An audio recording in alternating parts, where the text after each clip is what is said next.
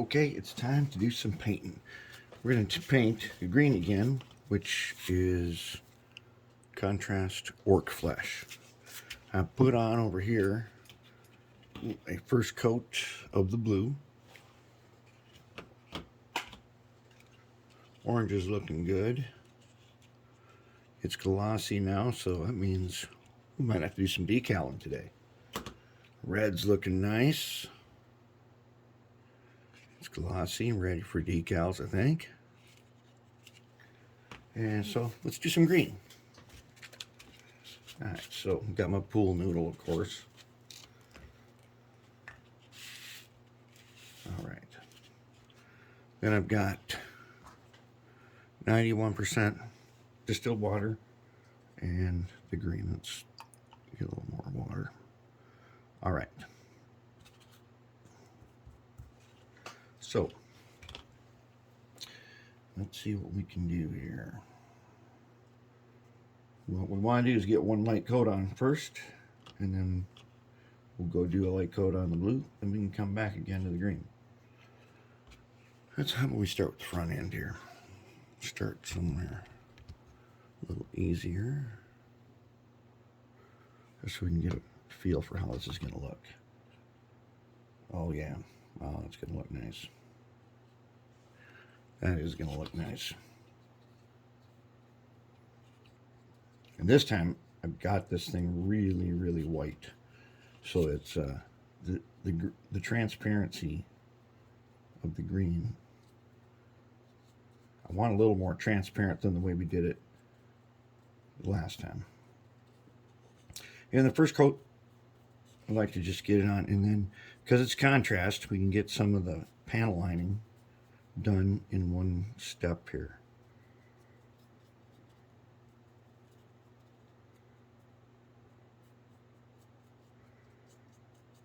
And this paint is very, very watery, so it's supposed to run and fill in some details like our nameplate on the front. Let's get some paint. Let's get some paint in there. Kind of mop it in. Get the details of the little hatch down here.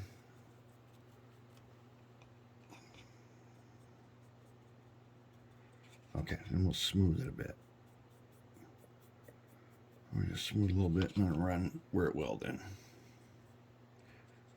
And we'll just mop up the places where it pools.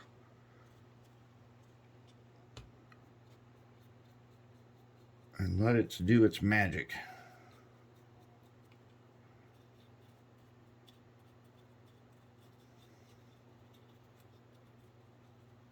So when that's, I don't know, did I show you what parts we were in? I think I did. When I went and stripped the paint, found out what I thought this green one had been bonded the best. It was actually the one with the most stress fractures in it. And now we're all cleaned up again, got it all back together. It looked like it was hopeless, but the magic of acrylic is as long as you don't get rid of the broken parts, they can be rebonded.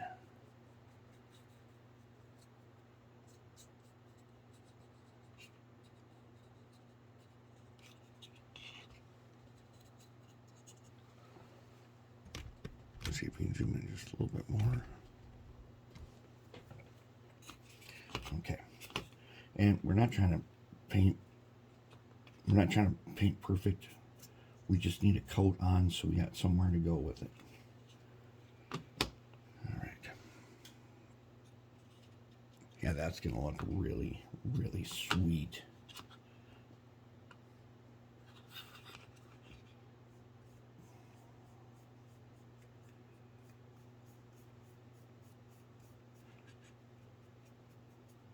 And when you do this right, you do not need to panel line when you're done if you did a good job on your paint. Because contrast will fill in those panel lines perfectly.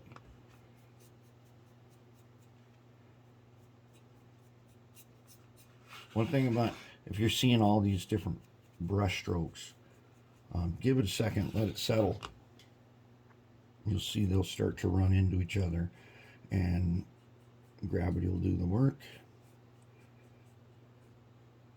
and the paint will take care of itself. But we don't want to get rid of all that stuff, because as we go through the process of applying gloss for decals, then doing our decals, and then putting a final coat on it, the effects of strokes and things start to become fuzzy and blurred, blended in, and that's what gives it the cool look to it.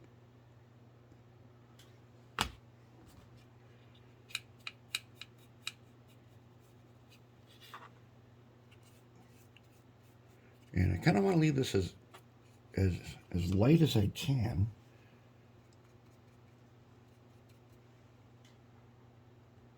Because I might try using a little bit of green shade. Now, normally you don't use shades over contrast, but since we have a bunch of details that we may want to enhance, rather than going around panel lining everything, we might try some shade. I got some green shade, and that essentially will handle most of the panel lining for us.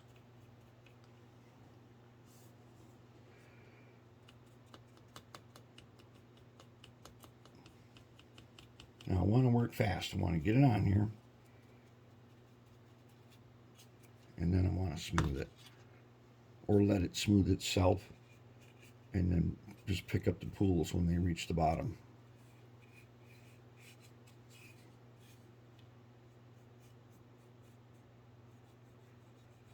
And I may have to do some mopping, which is, I gotta swirl around a little bit and get all my panels filled in.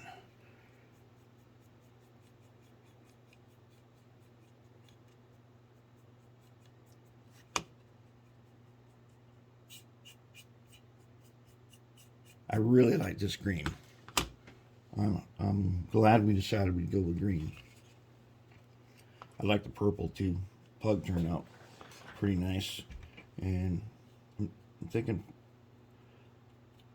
I'm not sure if Pug's going to get a little serious about finishing them up, or we'll just include it with this. We'll see. Pug's been repaired, although he didn't have very much damage.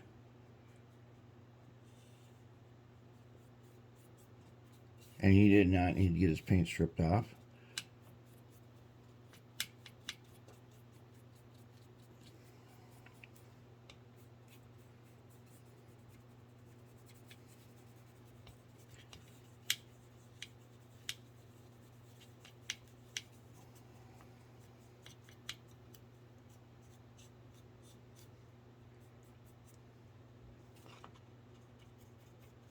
Looking pretty good.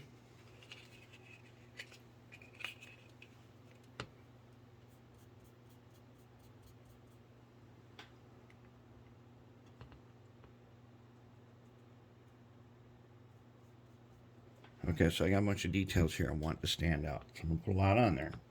And then I'm going to essentially start soaking it up with my brush and putting that paint elsewhere.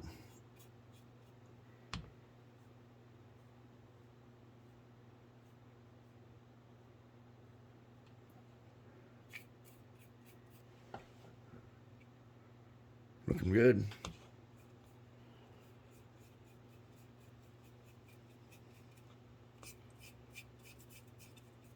So this has taken us 9 minutes. 9 minutes to make this.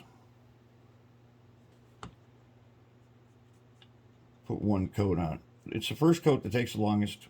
You got to get it around in the places where you want it. And then the next coats are kind of like touching it up mostly.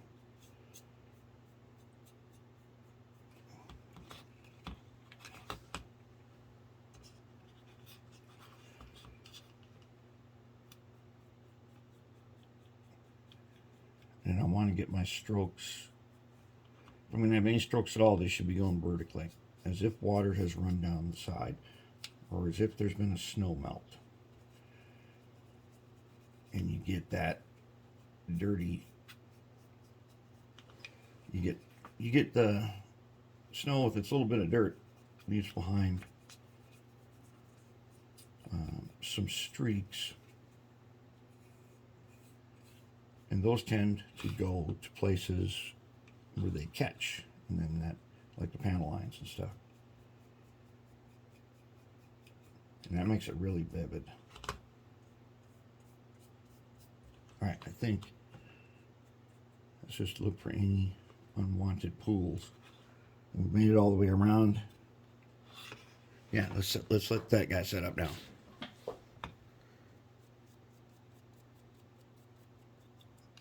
Let him set up, and then we'll come back. Oops, first we're going to get that one spot, the lettering.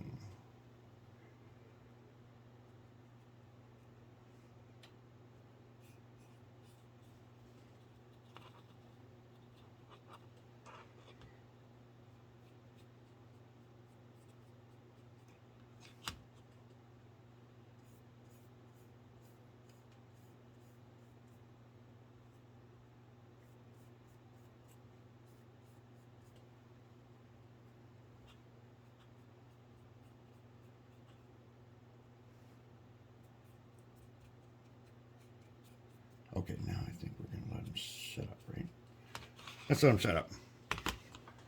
Now let's just take a quick look at the blue.